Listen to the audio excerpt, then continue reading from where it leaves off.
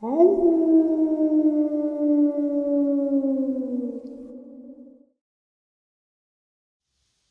greetings and salutations, everyone. I hope everyone is still doing well.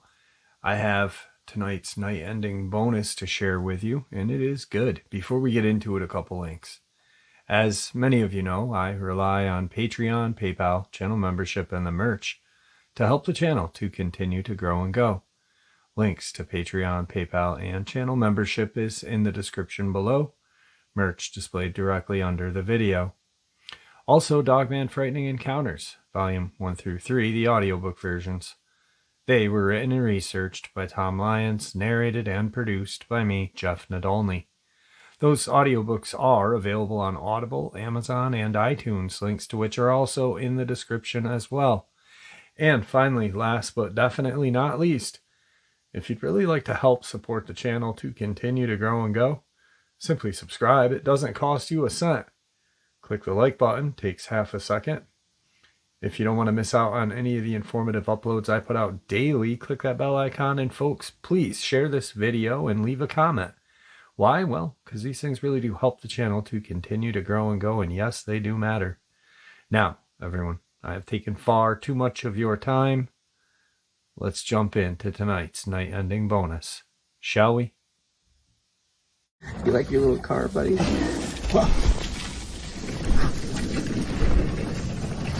Let's get inside with the You like your little car, buddy?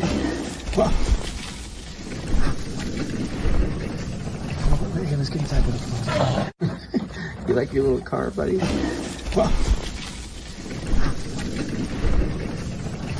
Let's get inside with the You like your little car, buddy? Let's get inside with the There has been a great deal of new information about UFO activity in Southern California, specifically in the vicinity of Lancaster, Palmdale, and Edwards Air Force Base. It appears 3 research facilities operated by Northrop, McDonnell Douglas, and Lockheed are involved in developing new types of aircraft which possibly utilize anti-gravity propulsion. There are also reports by people who say they work or used to work at these facilities. They describe huge, elaborate underground complexes that are linked together by tunnels. Not only that, but some local residents have told UFO researchers that they've been abducted and taken to these underground facilities, where they report seeing humans in military uniforms and small, gray-skinned alien beings. The Northrop facility goes by the name of Tyon Ranch. It is sometimes referred to by UFO researchers as Tehachapi Ranch. It is located in the foothills of the Tehachapi Mountains at the mouth of Little Oak Canyon, about 25 miles northwest of Lancaster, California. It is not under restricted airspace, although the public is told that this is a cattle ranch. No livestock is visible anywhere on the property. UFO researcher Bill Hamilton says, if asked, Northrop Corporation will say it is an electromagnetic research facility. UFO researcher Norio Hayakawa reports the signs at the main entrance gate read, "Private property, no trespassing." Other signs read, "Danger, poison devices in the area. These devices are dangerous. They contain deadly cyanide. Stay away and keep your dogs away." These devices are the property of the United States government and are used for protection of livestock and game animals. Tampering with these devices or this sign is a federal offense. The United States Department of Agriculture. It is the opinion of some researchers that there is no cyanide, and these signs merely serve as a deterrent. This facility does not appear to have anything to do with livestock. Another sign attached to the cattle gate reads, Northrop Corporation, Pico Riviera. Norio also reports that a white van with government plates is seen entering the cattle gate daily at 7 a.m., 3 p.m., and 11 p.m. It is driven by a uniformed guard with a Northrop arm patch and usually contains additional military personnel in uniform. In aerial photos, the long, wide surfaces are not runways. They are white painted, diamond-shaped openings on the surface. A white pylon is visible in the center of one of the diamonds. A pylon, rack, and antenna array are located near the main buildings. One obvious purpose of this, and the other facilities operated by McDonnell Douglas and Lockheed, is for stealth aircraft research.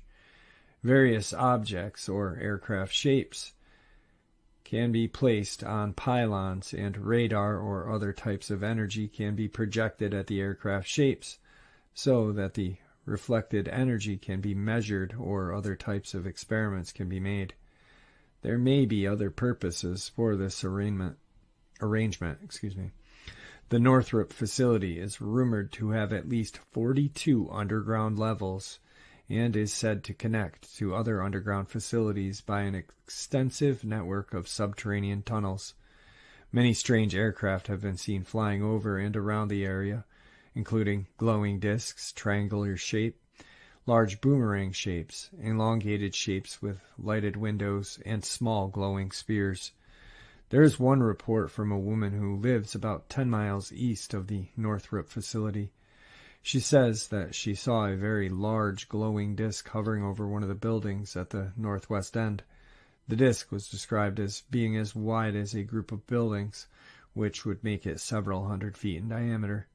Small discs have been reported and seen coming and going from the area near the base, perhaps using the white diamond shapes on the runway as their enter and exit place. Black helicopters are commonly seen flying around. While Bill Hamilton was at the Cattlegate entrance, he saw a dark-colored UH-1 Huey helicopter approach the area from the direction of Edwards Air Force Base. He had lost sight of it as it flew into the canyon just north of the area. He didn't see it land at the base. It is rumored to be a disguised entrance in the Tehachapi Mountains that may be used by helicopters and perhaps other types of craft. The McDonnell Douglas facility is sometimes referred to as the Llano facility. It is located at the site of an old gray butt airport about 6 miles southwest of El Mirage Dry Lake and about 9 miles northeast of Llano, California. It is not located under restricted airspace. The original triangular runway configuration is still visible, but the runways are no longer used for conventional aircraft takeoffs and landings. Large letters on one runway reads, "No trespassing, unsafe for landing." Signs attached to the perimeter fence read, "Trespassing, loitering, forbidden by law." Right to pass by permission and subject to control of owner. The main buildings and antennas are at the west end, the large building with internal crane slides on 2 tracks and can be positioned over a fixed pylon in order to place an object on top of the pylon. Unusual glowing objects are seen mounted on this pylon at night. I myself have seen a glowing object on this pylon that varied in intensity from dim white to bright red and orange. Small glowing spheres have been reported to approach curious onlookers at night. It is thought that these glowing objects might be some type of monitoring device. The maneuvering abilities of these spheres defy explanation. The Lockheed facility is called the RCS, Radar Cross-Section Test Range. It is sometimes referred to as the Helendale facility. This is a genuine underground base. It also may function as a COG, Continuity of Government facility. It is located next to the site of the old Helendale Auxiliary Airport 6 miles north of Helendale, California, and 2 miles south of the southern edge of the Edwards Air Force Base restricted airspace. It is shown as a circle with an X on the Los Angeles Aviation sectional chart. The triangular runway configuration is visible to the west. The main buildings and entrance antenna array are at the south end. The main underground entrance is visible to the north. Two lighter colored gray diamond shapes are visible on the prepared surface. Most straight surfaces are angled away from the antennas. There appear to be numerous openings to the underground visible in photos. There is a sliding door arrangement at the north end, just above where the road leads underground. Just a few yards to the north is a dark-colored square that appears to open like the petals of a flower. Signs at the perimeter fence read, "Trespassing, loitering, forbidden by law. Trespassers are subject to prosecution. Private property, no trespassing. Lockheed Corp." When I flew over the area, a odd-shaped object was mounted on top of the northern pylon and was slowly rotating. I estimate the height of the pylon to be at least 100 feet. The elliptical object is about 30 feet long. The object is similar to the shape of a half an almond, flat on the bottom, pointed on both ends, with a curved flange running alongside each side. What it is, I cannot be sure, but my guess that it's a full-sized something rather than a component of something else. On a different day, Bill Hamilton observed the Lockheed Hellendale facility from the road just west of the perimeter fence. As he watched, two large doors opened and a pylon with an elliptical object attached rose up from the ground. Large doors are still open in the photos and video.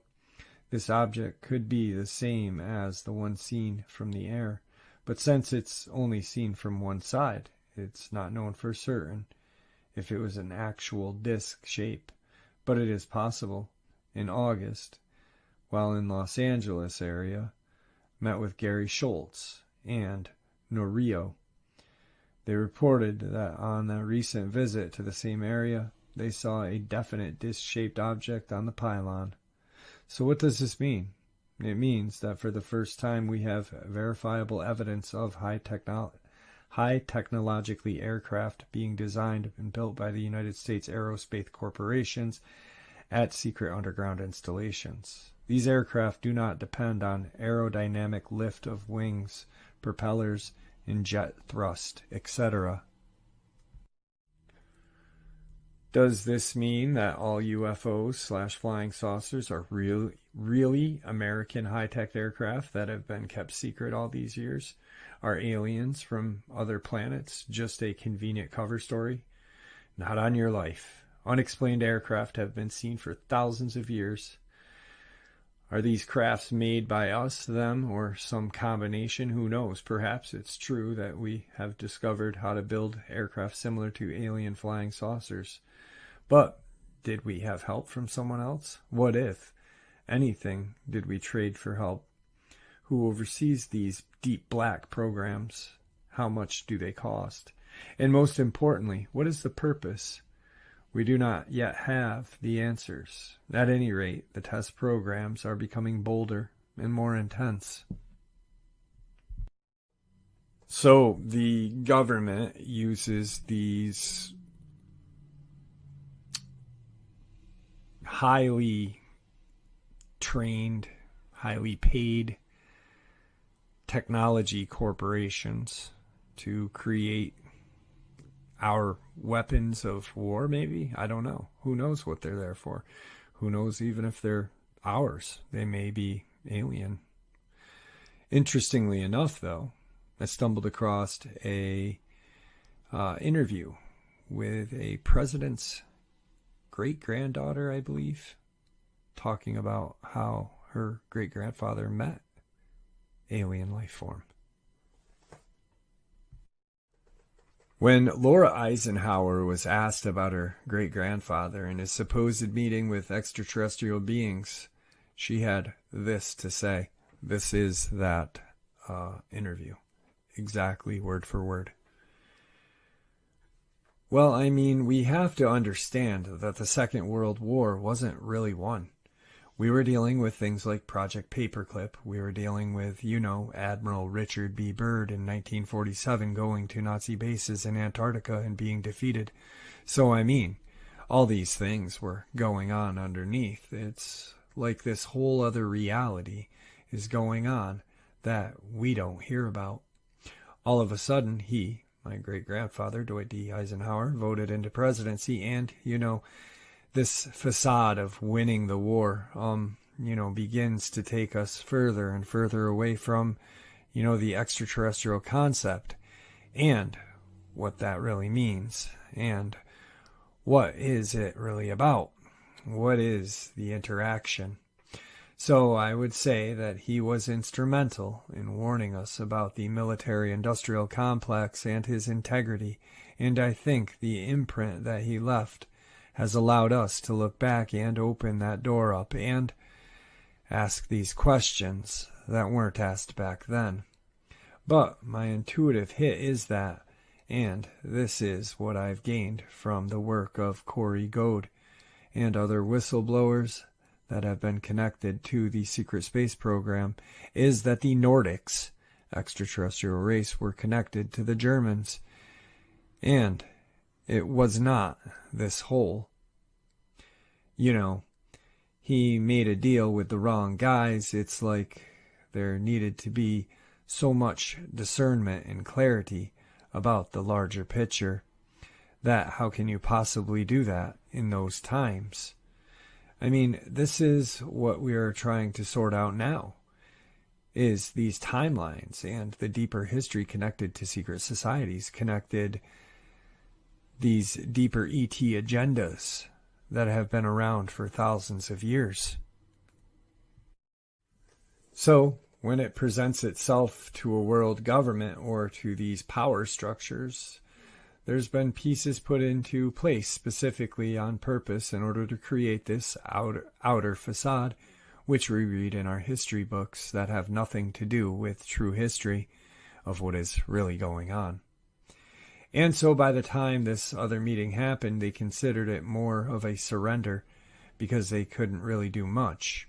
In 1953 is when the UFO was flown over the White House, and that's when they made negotiations with the Nazis because they didn't have a choice.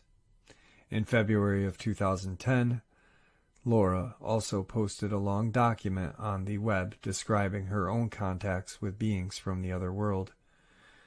This is an excerpt of that.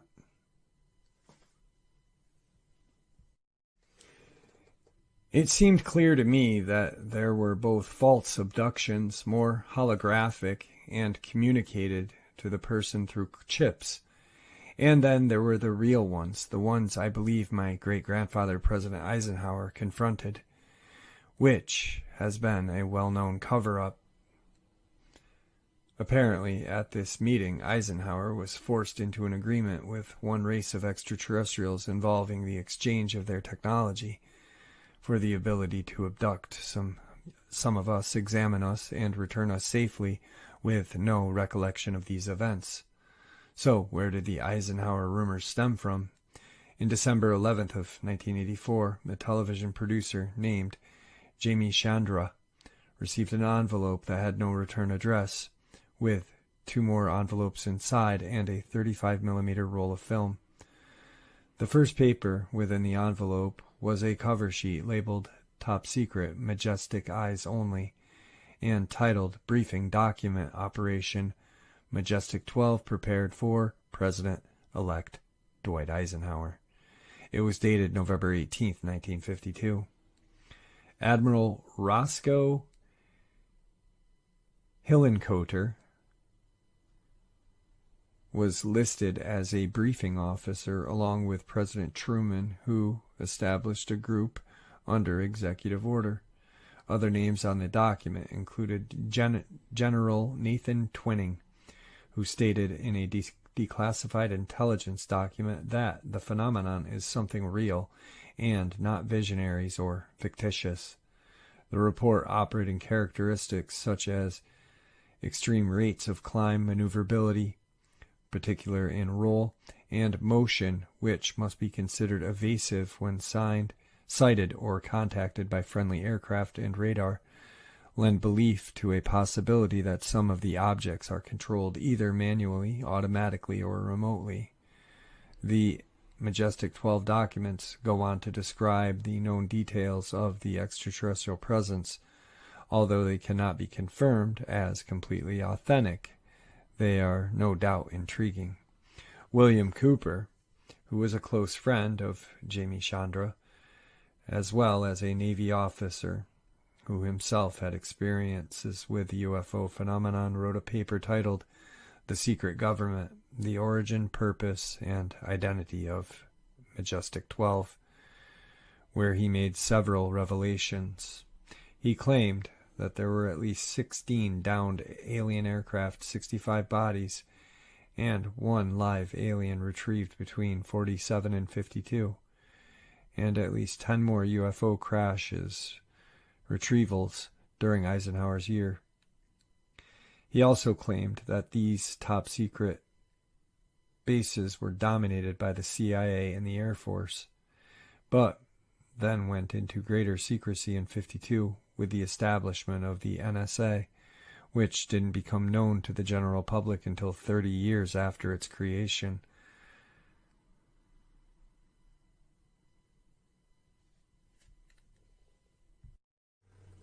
On a side note, the NSA has also recently released some weird documents without any explanation, like this one that reads, "Key to the extraterrestrial messages."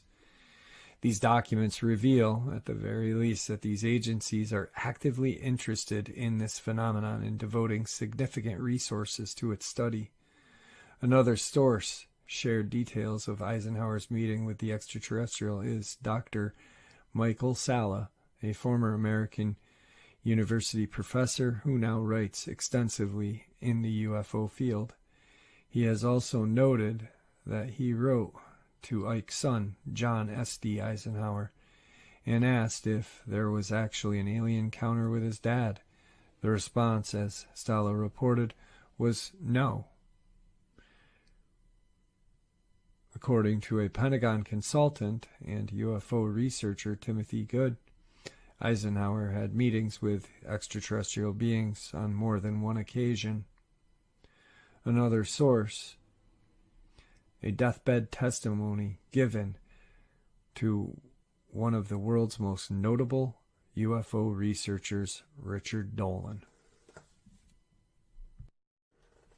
There are objects in our atmosphere which are technically miles in advance of anything we can deploy, that we have no means of stopping them coming here, and that there is a serious possibility that we are being visited and have been visited for many years by people from the outer space and other civilizations, that it behoves us, in case some of these people in the future or now should turn hostile, to find out who they are, where they come from, and what they want.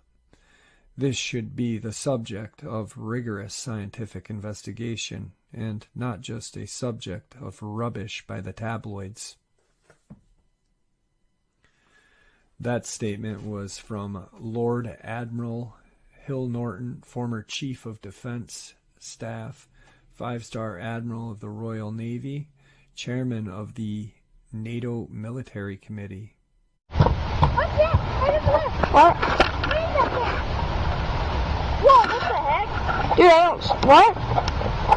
What is that? I'm not seeing it. Oh my god. Oh my god. Oh my god, what is that? What is that thing? What's that? Right up there. What? What is that thing? Whoa, what the heck? Dude, I don't... What? What is that? I'm not seeing it. Oh my god. Oh my god. Oh my god, what is that? What is that? All right, folks, that was tonight's night ending bonus. I hope you enjoyed it as much as I enjoyed sharing it with you. I'd like to thank you all for supporting the channel. Your support is what makes this channel continue to grow and go, and honestly, what makes it special. Everyone, please stay safe, happy, healthy, and ever vigilant, keeping an eye on our children, our pets, our family, and friends. These creatures are real. They are out there. They are dangerous. Share this information with those you love and care about, and it may just help save their lives someday. Until next time, never stop asking questions. Never stop searching for the truth. And God bless.